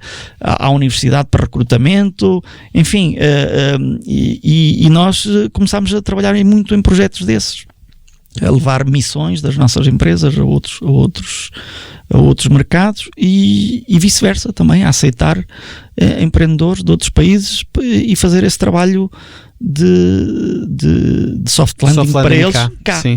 Portanto, e isso, enfim, foi um trabalho que ainda hoje fazemos, ainda hoje temos. E em Portugal bem precisam de soft landing. Procuramos fazer cada vez mais, não é? Sim. E cá o nosso sistema fiscal também é um bocadinho complexo. É isso, é o sistema fiscal, laboral, legislação laboral, enfim, todas aquelas há a parte burocrática, mas há depois também a parte de negócio propriamente dito, não é? De ajudar a contactar as pessoas certas que podem ajudar e ser os primeiros clientes, eventualmente, ou validar se o mercado português vale a pena ou não. E nós, quando vamos a outros países, também validar realmente se aquele mercado vale a pena ou não.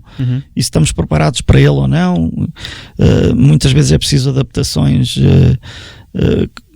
a culturização do nosso produto. Sim. Por exemplo, não se pense que é fácil vender software português no Brasil, não é? Portanto, é preciso fazer a aculturação por causa da língua? Por causa da língua, por exemplo, e da forma de fazer as coisas lá. Portanto, não se trata de uma mera tradução, muitas vezes é preciso mais do que isso, nós costumamos chamar a tropicalização, não é? do produto ou do serviço, quando queremos vender no Brasil ou em outros países próximos da América Latina, e eles, quando querem vender cá, também têm que fazer a europeização do produto deles e portanto trabalhamos muito essas vertentes, mas foi sempre um desígnio internacionalizar para competir com os melhores ao nível da incubação, mas também ao nível dos laboratórios. Deixa-me contar-te este episódio. Nós agora temos o Portugal 2020, toda a gente fala no Portugal, agora já vamos para o Portugal 2030 e pelo meio temos a Bazuca, mas houve sempre programas, como eu te disse, o primeiro chamou-se PEDIP 1, depois houve o PEDIP 2, depois houve o POE, a certa altura depois houve o CREN, quadro de referência estratégica. Cada um destes era um quadro de programação plurianual de verbas que a União Europeia destina ao desenvolvimento do nosso país. E lembro-me que quando estávamos a abrir o CREN, 2006, 2007, nós desenhámos um plano estratégico chamado IPN 2013. E o IPN 2013 tinha um grande objetivo. Agora já não me lembro exatamente quais eram os números, mas era tudo baseado em internacionalização. Nós queríamos que os nossos laboratórios tivessem cada vez mais projetos internacionais. Já tínhamos alguns, mas queríamos ter mais. Queríamos que as nossas empresas internacionalizassem mais, vendessem mais para fora, exportassem mais.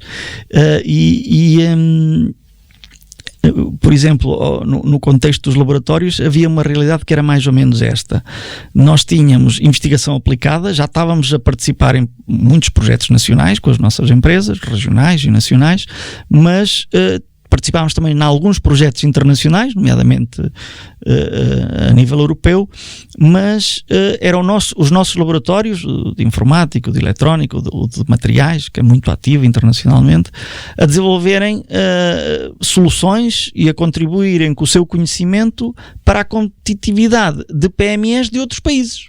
Portanto, nós participámos em consórcios com outros centros de investigação congêneres pela Europa fora, universidades, etc., mas a ajudar empresas espanholas, irlandesas, do UK, não sei, que eram as empresas que tipicamente participavam mais em projetos europeus. As nossas não tinham muito essa tradição. Então nós tínhamos o desígnio do IPN 2013, era aumentar a participação em projetos europeus de PMEs nacionais. Sim. Que fossem da mão com o IPN e inverter um bocado isto no sentido em que tivéssemos então centros de investigação europeus a contribuir para desenvolver melhores produtos e serviços para as empresas portuguesas também. Ou seja, então a fazer jus ao nome Pedro Nunes. Exatamente. E o certo é que essa transformação conseguiu-se, né? Quer dizer, hoje em dia nós e conseguiu-se outra coisa, é que nós passámos a liderar projetos europeus. Antes éramos parceiros, que entrávamos ali como convidados, e agora ganhámos a capacidade ao longo destes anos todos, paulatinamente, e com um forte investimento. Tivemos que investir forte em apoio inicial, com consultores de nível europeu, que nos ajudassem a participar nas primeiras escolas, porque aquilo é a verdadeira Liga dos Campeões, não é? Muito competitivo. A arena europeia é muito competitiva. Mas fomos marcando pontos e hoje em dia coordenamos projetos de 5, 6, 7 milhões de euros a partir de Coimbra, no contexto europeu. Lideramos, coordenamos, temos essa capacidade e esses recursos humanos para o fazer, e levamos debaixo da nossa asa, digamos assim, empresas, startups, outras já scale-ups, PMEs de contextos mais tradicionais da nossa região e do país, levamos-las connosco nesses projetos. Ou seja, o que dá a entender é que realmente a tal palavra paulatinamente é chave, porque acaba por ser uma bola de neve, porque vocês começam por se medir taco a taco com o resto do pessoal e do que se faz no mundo, e aceitam esse desafio e não ficam de braços cruzados e acreditam que é possível fazê-lo cá, e vão então uma melhoria contínua. Exatamente. E um esforço que não para, é uma bola, a inércia tem que continuar e tem que... Tiago, é consistência. Sim. É consistência, é perseverança. Eu ia dizer, é uma maratona, não é uma corrida de 100 metros. Portanto, é quase o triatlo, não é? Quer dizer, porque são várias coisas diferentes. Exato, sim, olha, é muito longo. Essa é uma figura muito interessante, é o triatlo. Tens a bicicleta, tens a corrida, tens a natação. Exatamente, porque tenho incubação, tenho aceleração. Mas o objetivo é sempre o mesmo. Mas o objetivo é sempre melhorar. E ter a visão e estar apontado nessa direção. É interessante que, em conversa com o Azevedo, ele dizia que ele via como uma das principais missões dele, enquanto administrador, de identificar qual é o objetivo, para onde é que a empresa vai, e depois ir-se certificando que o esforço e o foco não está a ir para outros sítios e orientar para aquele objetivo. Portanto, vocês conseguiram manter esse foco e manter essa tal dedicação e esse tal esforço contínuo e essa maratona, porque também exige alguma medição de esforço, não é? Porque senão não é um sprint, tem que ser uma coisa pensada em condições.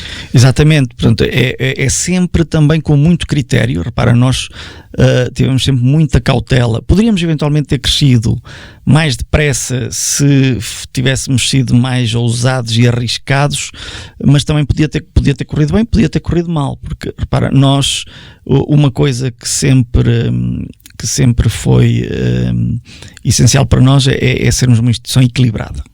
Mesmo do ponto de vista económico ou financeiro, o IPN é de um rigor absoluto, portanto, em termos de equilíbrio e sustentabilidade ao longo do tempo.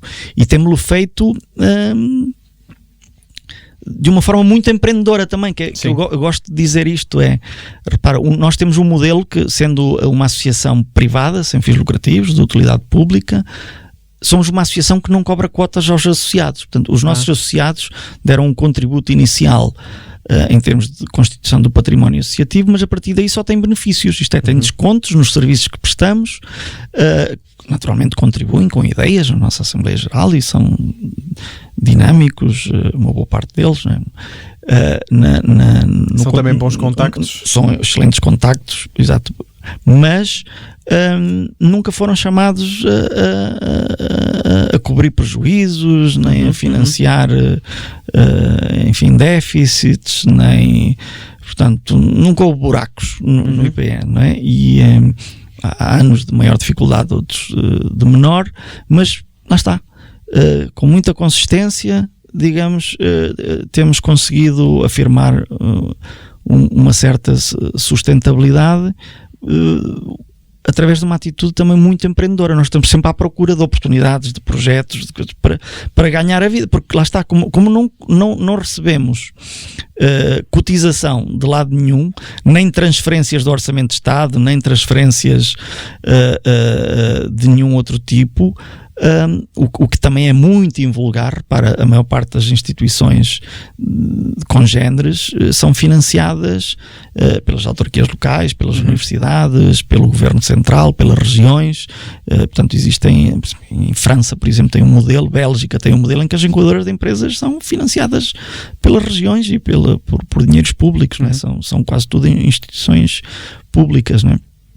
Mesmo em Portugal, a grande maioria das incubadoras estão ligadas a autarquias e são financiadas pelas autarquias.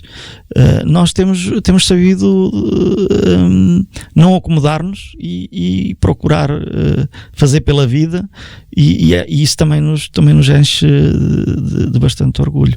Lembro-me uma vez que fizemos um workshop cá em que tínhamos incubadoras americanas, de Carnegie Mellon, da incubadora da Universidade do Texas. Tínhamos uma incubadora também de Santiago de Compostela, de Santiago, e comparámos o nosso modelo de atuação e percebemos, e a forma de onde é que vinham as nossas receitas, e percebemos que a incubadora mais empreendedora era a nossa. Eu até lembro-me de brincar com os colegas americanos, então vocês é que são o país do empreendedorismo, mas isso é tudo pago pela universidade e pela cidade, quer dizer, vocês... ser empreendedor assim é fácil, não é? E eles reconheciam, pois é verdade, Paulo, não sei como é que vocês conseguem, mas pronto, olha, bom, temos feito pela vida, não é? Mesmo. Porque eu acho que isso que é importante, é quando muito. Tu lidas com empreendedores, o exemplo, mais uma vez. O exemplo, tu lidas com empreendedores, se tu fores também empreendedor, no teu contexto, eles percebem isso. Se fores um burócrata que está ali para, enfim, mover papéis, subsídio e exatamente, e até reduzir um bocadinho a produtividade para ter a direita mais subsídio. A coisa é... Mas atenção, há burócratas muito empreendedores também, quer dizer, que têm que mexer com a burocracia, mas procuram mexer com a burocracia o mais rápido possível e fazer com que as coisas avancem. São várias posturas que são possíveis.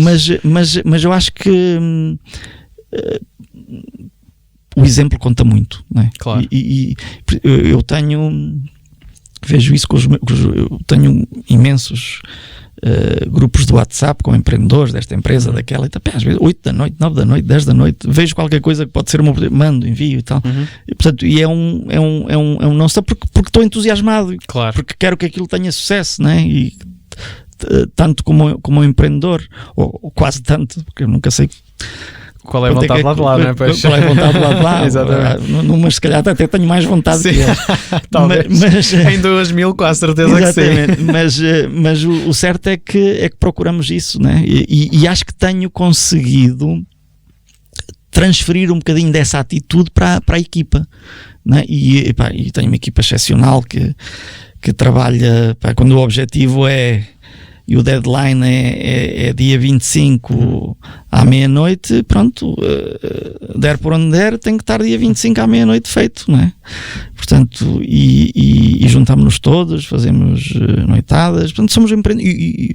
Por exemplo, quando nós trabalhamos muito o fundraising com as empresas, candidaturas a sistemas de incentivos e tal, e tem sido noites de 2, 3 da manhã com eles, e manda vir pizzas e faz, portanto, e estar ali ao lado deles, acho que eles depois também sentem que tendo esse apoio e esse compromisso da nossa parte, que também tem que pôr do lado deles para que, claro, de facto, aquilo, a responsabilidade também de dar o máximo no mínimo, não é? Exatamente, dar o máximo no mínimo. E ainda por cima, apesar de lá estar de serem empreendedores com sangue na garra, aquilo que me está a parecer é que os empreendedores depois, entretanto, estabelecem as suas próprias organizações e chegam, se calhar até num sprint, depois chegam à tal fase maratona e têm as suas próprias equipas. E pelo que estou a perceber, tu estás numa coleção de sprints há 20 anos, porque se estás tão envolvido em tantos projetos E assim que eles aceleras, não é? Eles entram na velocidade cruzeiro e tu, entretanto, já estás a acelerar outros. Exatamente. A questão é que isto é uma história sem fim. Estou sempre a reiniciar. Porque... Estás naquele filme que ele acorda todos os dias no mesmo dia. Exatamente. Mas é sempre uma excitação. Sim, mas mesmo com aqueles que já estão mais maduros, há sempre possibilidade de contribuir para fazer alguma coisa, e muitas vezes já são eles até mais que nos ajudam a nós, não é? Sim. Nós temos, por exemplo, a situação do apadrinhamento, não é? Que é quando entra um novo projeto, nós procuramos sempre perceber, dentro desse ecossistema de empresas que já existem e dos nossos laboratórios, quem será a pessoa certa ou a empresa que tem maior afinidade e que poderá ajudar este novo empreendedor a evitar, lá está, a dar algum coaching, algum aconselhamento para evitar que ele cometa alguns erros, ou ajudá-lo a aproveitar oportunidades, a fazer-lhes, e estamos sempre à procura de fazer isso. E então estas empresas mais maduras, a Critical, a Fidzai, nós contactamos-los muitas vezes para nos ajudarem a ajudar as mais pequenas, as que estão a nascer. E isto é uma coisa muito interessante, não é? São os irmãos mais velhos sim. A ajudarem os mais novos. E faz parte, lá está, dessa bola de neve, que lá está, estes contactos e estas instituições que já existem, estas empresas e estas sinergias que se podem criar, realmente depois é uma vantagem que Coimbra tem cada vez mais, tendo já essa rede de conhecimentos, essa rede de empreendedorismo em que se podem E repara, sendo uma cidade pequena, é verdade que tu podes fazer networking através das redes sociais, do LinkedIn, mas nunca é a mesma coisa. Quer dizer, face to face. E tendo uma cidade pequena e humana, digamos assim, em que é fácil a gente combinar qualquer coisa e tomar um café, e não demoras mais do que 5 minutos ou 10 de ir de qualquer sítio, de Coimbra a qualquer sítio, quer dizer, então isso favorece a que essas coisas possam ser feitas e aconteçam. Para nós temos cerca de 1.200 pessoas a trabalhar no dia a dia no IPN. É um número importante, não é? Temos 5 edifícios, agora estamos a construir mais 2. Na incubadora são cerca de 300 pessoas, na aceleradora 800, depois temos os nossos laboratórios também, mais de 1.200 pessoas. E aquilo que eu sinto mais falta neste momento é dessas pessoas todas, desse burburinho, daquele sentir naquele meu edifício, que é o C, que eu nunca me transferi para o D, que é o D e o E, são a aceleradora de empresas, onde temos as scale-ups, não é? Aquelas que passaram para a Liga dos Campeões. Nós, em sentido figurativo, não é? Claro. Mas são aquelas que de facto estão a crescer mais rápido. Mas no C, que é ali o edifício central, digamos assim, é onde se sente mais esse burburinho. E a pandemia, pá, pois. É uma... Aí sentiste muita diferença. É uma diferença abissal. Quer dizer, tu sentires que aquele contacto informal que acontecia no corredor, quando a gente sai ao corredor para ir à casa de banho ou para ir ao bar, ou para ir... E alguém trava e fala e tal, isso parou, não é? Então é preciso estar sempre a marcar no Zoom, ou marcar no Teams, ou marcar no... O que sinto mais é desse contacto informal em que aconteciam imensas coisas, porque eu estava aqui a sair de uma reunião com um novo empreendedor que me vinha a apresentar uma ideia, e quando estou a sair da reunião, fora da sala de reunião, a solução para a dor de outra pessoa que estava a falar estava contigo. A passar Exato. De outra empresa que já está incubada, em que eu chamava lá, olha, anda cá, Carlos, anda cá, olha, quero-te apresentar aqui o João que tem isto, e vamos tomar um café. Sim. E pronto, e as coisas aconteciam, consegui fazer que algumas se tornassem sócios umas das outras. Aliás, eu que casamenteiro de empresas. Não fiz, mas eu costumo dizer isto. Eu digo, pá, eu apresento-vos, vocês conhecem, namorem e casem se quiserem, mas eu não quero forçar nada. Mas o certo é que aconteceram algumas situações. Sugestão. Não, acontecem relações de cliente-fornecedor, mas até já houve casos de casamento, de sociedade, de se tornarem sócios e para desenvolverem qualquer coisa em conjunto, e são coisas. Depois nós organizámos também alguns jantares de founders and CEOs para promover esse networking, enfim, mas eu acho que isso brevemente regressará. Espero que sim. Espero que sim. Bom, já estamos aqui os dois, já não é mau. Exatamente. Depois então, eu sei que vai ser especialmente difícil por causa da questão da basófia, mas também podemos tornar isto numa coisa anti-basófia, porque acaba por ser, de certa forma, o sentimento de responsabilidade acaba por ser um reconhecimento de humildade. Então eu tinha aqui escrito que tendo tanta responsabilidade na ligação entre empresas e escolas, universidades, o que for, instituições de educação, e até mesmo na internacionalização e aceleração de empresas, se já é algo natural ao fim deste tempo todo, ou se ainda se acorda todos os dias com o peso da responsabilidade. Como é que te sentes? Olha, eu sinto-me naturalmente responsável, mas hoje esse peso está felizmente distribuído por bastantes mais ombros, não é? Portanto, fomos construindo equipa, como disse antes, e tenho uma equipa fantástica que me apoia em todos esses processos e fazem já muitas coisas que eu nem sei que estão a fazer, né? Só venho a saber depois nas reuniões de coordenação é que, Paulo, olha, esta semana fiz isto e fizemos aquilo e com aquela empresa, e eu, olha, ótimo. Portanto, as coisas é muito bom saber que as coisas já funcionam sem que tu tenhas que estar constantemente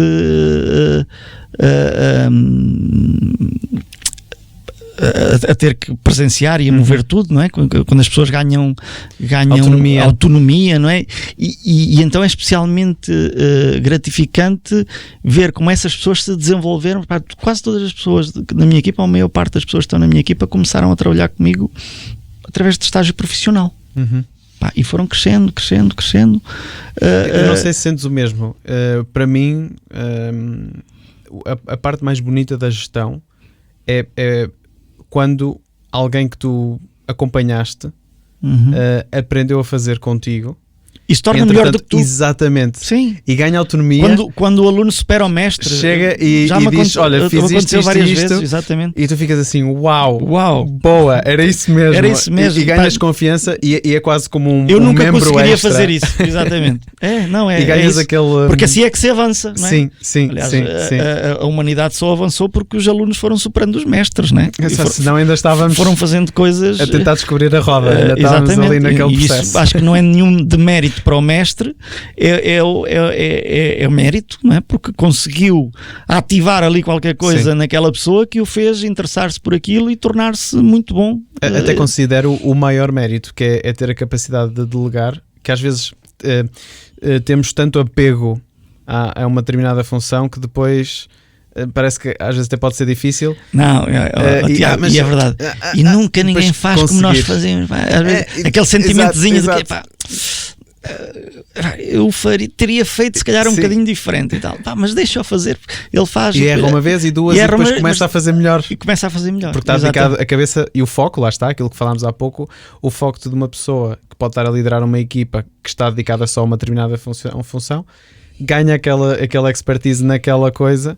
E que depois acaba por lá está, porque tem esse foco e dedicação só naquela coisa, acaba por ser melhor do que tu naquilo em específico. Exato, porque eu depois tenho que fazer imensas coisas, né?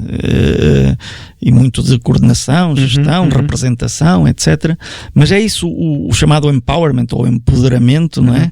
Da pessoa é que faz a organização avançar, não é?